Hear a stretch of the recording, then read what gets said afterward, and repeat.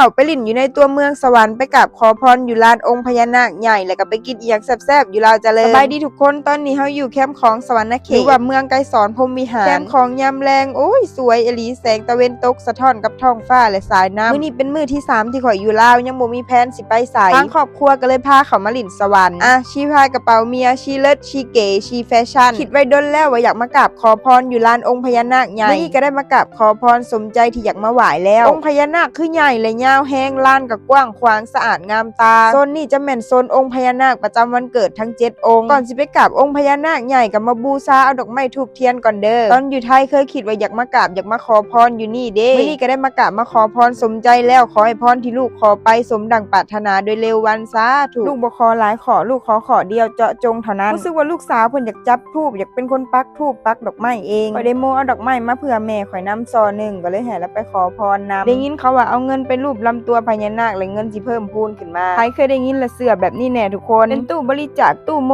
บุญอีหยังแบบนี้หรือสิให้เพิ่นเป็นคนหยอดเงินในเพิ่นฮู้เฮ็ดบุญน่ะนะมีความสุขทั้งแม่และมีความสุขทั้งลูกค่ำตะเวนตกดินมืดแบบนี้แหละนักท่องเที่ยวก็ยังมาเป็นคันรถเลยได้ทุกคนอยากให้มีนักท่องเที่ยวมาลิ่นแขวงสวรรณเขตหลายๆเด้อหลังจากกราบองค์พญานาคใหญ่แล้วเลยสิพากันไปหาหยังกินอยู่ลาวเจริญทางย่างไปก็มีสไลเดอร์สาธารณะลูกข่อยก็แหวลิ่นจักหน่อยข่อยละว่าเพิ่นสิเฮ็ดหยังเพิ่นลงท่ายากปะอันนี้ก็สิเป็นห้านค้าอยู่ฝั่งแคมป์ของก็มีห้านค้ามีแนวกินหลายอย่างคือกันใครอยากนั่งกินฝั่งนี้ก็ได้เลยแต่สุข่อยพากันเข้าลาวเจริญมื้อข่อยไปเป็นมื้อเที่ยวของกุจีนห้านค้าก็เลยเปิดบ่เต็มแต่ก็ยังพอมีห้านค้าหลายๆห้านให้เฮาเลือกกินลืมถ่ายแนวกินให้เบิ่งซุเจ้าพากันหิวแฮงจนลืมถ่ายก็สิเห็นในโต๊ะว่าที่ขาดบ่ได้ก็คือมีตำนี่แหละขาออกเมื่อย่างผ่านบ่อนนี้คืองามแฮงสะอาดโล่งสบายตาบ่อนนี้แม่นสโมสรองค์โหจิมินห์มื้อนี้ม่วนหลายได้ไปขอพรทั้ง2บ่อนแล้วก็ได้พาทุกคนมากินแนวแซ่บๆฝากติดตาม EP ต่อไป